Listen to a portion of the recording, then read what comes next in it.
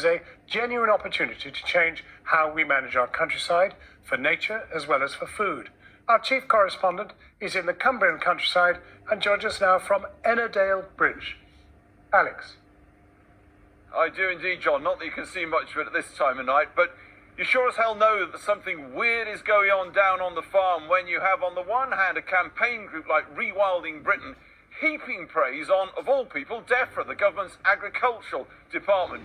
Now, why? Because they are heralding what government is proposing of something towards a green light to the rewilding movement. But it's very early days, and that might be over-egging it somewhat. But there's no doubt the government is pointing towards rethinking what farmers do, what they produce. Of course it's food, but do they not also, with the right subsidies and payments and incentives, also safeguard a biosphere which, let's face it, across these islands, not just in England, is in danger of going over a cliff. And that's why we've been out in the glory that is the Pennines, and today in Cumbria on the fells. Too many sheep, too few trees. The Pennine landscape we pretend is natural and is anything but. I think the countryside, I think it needs a massive renaissance, not a revolution. Yesterday, Roger Tempest's plan to rewild more than 300 hectares of these fells and fields with 600,000 trees was radical. Today, it's government policy in all but name. We've been here 32 generations trying to look after this bit of land in the back of Yorkshire, and it's our duty. The world's in its environmental crisis, social crisis. It's time to act. So the government now proposes paying farmers for a lot more than food. Natural flood protection, reforestation, public land access, and the return of our lost biodiversity. All of that now possible because of Brexit. Brexit enables us to escape from the common agricultural policy, which was driving farmers to basically farm the land in an unsustainable way.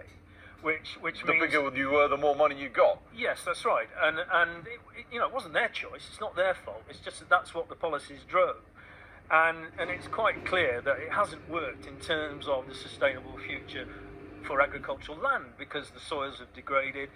We have more and more problems with water rushing off and these billiard table landscapes causing flooding downstream. So the new arrangement, which is being proposed by government, is that farmers are rewarded for delivering public goods like better flood risk management, like water quality, carbon sequestration, better biodiversity, etc.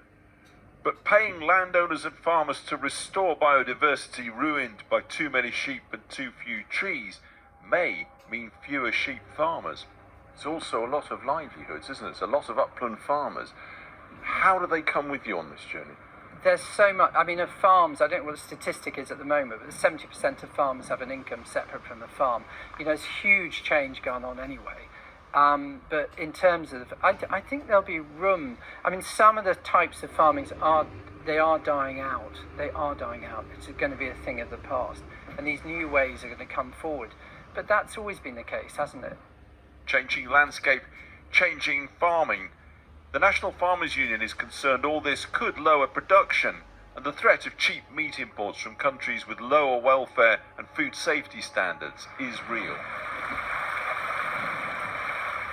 They call it Wild Ennerdale, one of England's most established and successful wilding projects, run by United Utilities, the Forestry Commission, National Trust, amongst others, for almost 20 years now in the Lake District.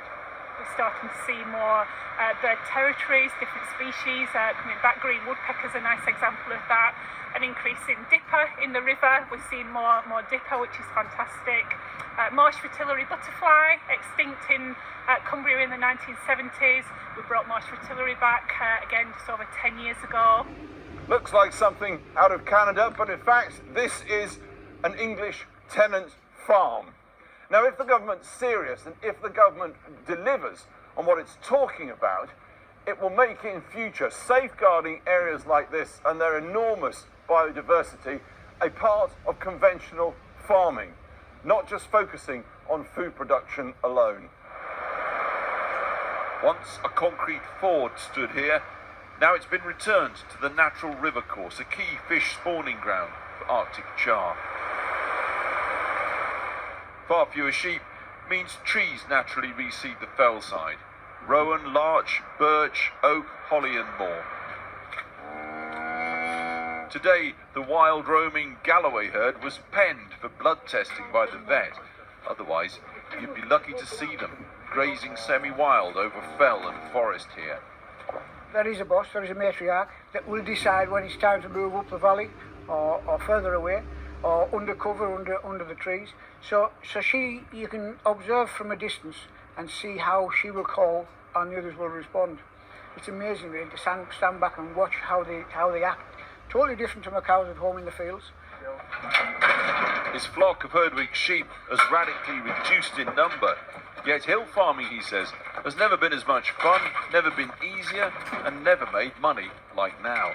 14 years ago, some people thought we were a bit strange, turning away from full-on productive continental cattle farming to now we just have Galloways and Herdwicks and traditional type of farming. And we only have to look back to see how things were done a lot of years ago and consider why they were doing it that way. Because it fit best to the land and it fit best to the environment and the climate. And those are all things we need to consider. So yeah, some people still think I'm a bit strange. Some people have come on board and doing similar things now in the area. So yeah, hopefully I'm not too much of a lunatic. There are wider social benefits too, and they could attract payment. The River Liza runs wild here, taking its own slower natural course, and thus Ennerdale withstood Storm Desmond in 2015, while so much of Cumbria flooded catastrophically. Alex Thompson, Channel 4 News, Ennerdale. Well, with me now is Nick von Westenholz from the National Farmers Union. He is their Director for International Trade and Exiting the EU. Welcome to the programme. First of all, we heard lots of positive noises from Cumbria there, but we're talking about the biggest shake-up in farming since the 1940s. Are your members ready for this? Well, I think they are actually, because we had one full start on this already. The bill was actually introduced a year and a half ago. What we've seen today is a new bill, broadly along the same lines, but actually I think it's certainly improved. Our concerns with the original bill, and I think where farmers were certainly concerned, was with an emphasis on environmental measures and public goods, sort of things we've seen in that package, but without the food production alongside it. Now, those environmental measures are very important. Farmers are really keen to do their bit, but they're also food producers. And I think what we want from the system that replaces the cap is one that encourages a sustainable food system. So it delivers both affordable food for the nation, but also environmental goods. So it's about a balance. Indeed.